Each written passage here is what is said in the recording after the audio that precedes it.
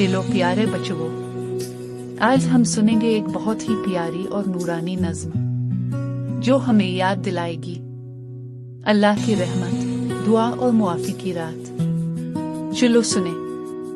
शब बारात की रात आई।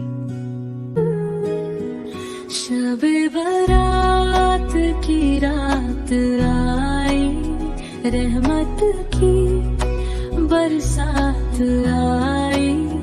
अल्लाह ने दर खोल दिए, माफी की सौगात आई। मस्जिद मस्जिद रोशनी, दिल में उतरी बंदगी। छोटे बच्चे बड़े सब करते हैं रब से जिंदगी। हाथ उठे हैं प्यार से, आंखों में है नूर साया। अल्लाह सबको बख्श दे, यही है दिल का दस्तूर सा।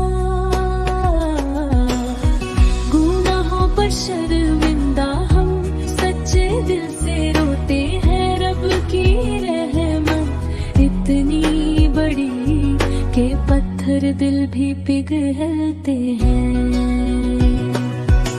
माँ के चेहरे की दुआ, बाप का सजदा प्यार का। अल्लाह सुनता है सबकी बात, यही मतलब शबे बारात का। या रब सबको राह दिखा, नेकी का रास्ता दिखा। बच्चों को भी अच्छा बना, दिल में अपना नूर बसा। शबे बारात की रात आई, रहमत की बरसात आई। दुआ इबादत प्यार के संग, अल्लाह की कुर्बत लाई। प्यारे बच्चों, शब बारात हमें सिखाती है कि अल्लाह बहुत मेहरबान है।